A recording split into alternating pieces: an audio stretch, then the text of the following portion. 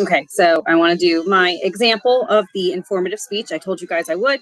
So we're going to give it a shot. Hopefully, hopefully this works.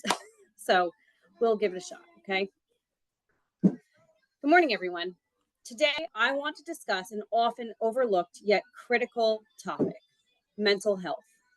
College students face unique challenges from academic pressures to social dynamics and future uncertainties. It is crucial to prioritize your mental health and know where to find support. In May of 2023, 7 months postpartum, I struggled immensely. On Easter, I told my husband I wanted to die, and he immediately called out of work and contacted a therapist, which started my therapy journey. In October of 23, I felt similarly, but confided only in my therapist, whom I had been seeing weekly. By November, I had a complete mental breakdown. I wrote a letter for my family and decided to drive myself to the hospital. I entered Brooklyn Behavioral Hospital, 24 hours later.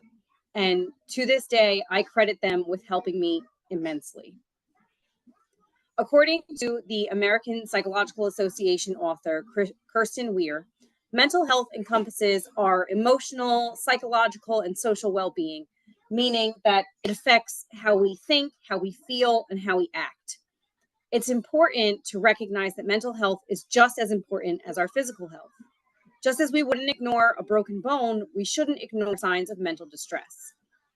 My moment of mental distress came from so many different things piling on me. As the default parent, the mental load associated with this role is quite heavy. The emotional and mental load of default parenting can lead to burnout, stress, and exhaustion, significantly impacting one's well-being, or in this instance, my own well-being.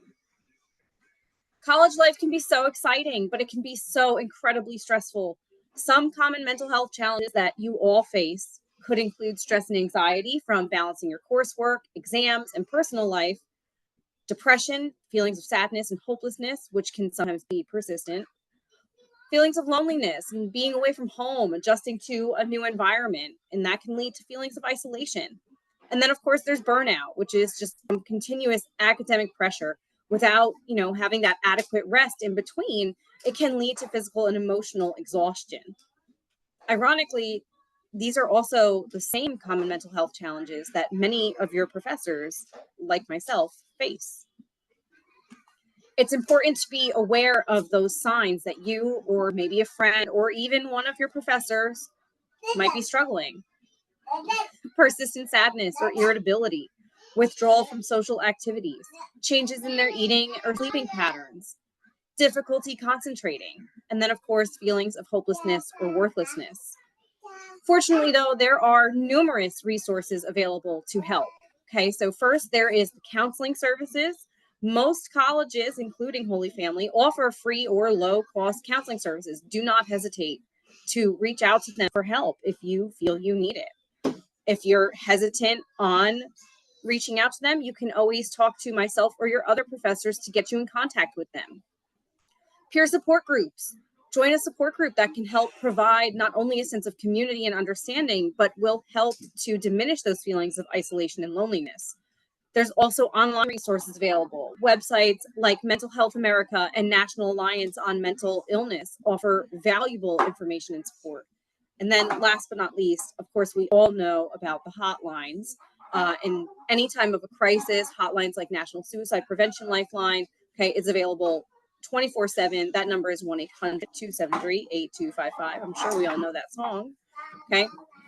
In addition to not only seeking help, you have to also be an advocate for yourself. Okay. But that means that you have to practice some things that you need to become aware of.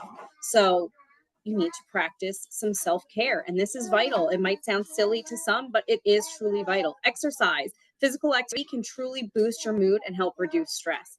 Healthy eating, which I know as a college student isn't always easy, but a balanced diet can positively affect your mental health. Sleep. Again, I know it's hard as a college student, but aim for 7 to 9 hours of sleep per night to help your body and your mind recover. Everything needs a break. We can't just keep going and going. We're not machines. Then, of course, mindfulness and relaxation. Techniques like meditating or yoga or Pilates and deep breathing can help manage stress. There are plenty of videos available on YouTube. on how to do some meditation. Okay, so remember, it's okay to not be okay. Seeking help is a sign of strength. It is not a sign of weakness, which is why I shared my personal story with all of you. By prioritizing our mental health and utilizing the available resources, you can all navigate college life more effectively and help to build a foundation for a healthier future for yourselves. Thank you for listening, and I hope you all take care of yourselves and one another.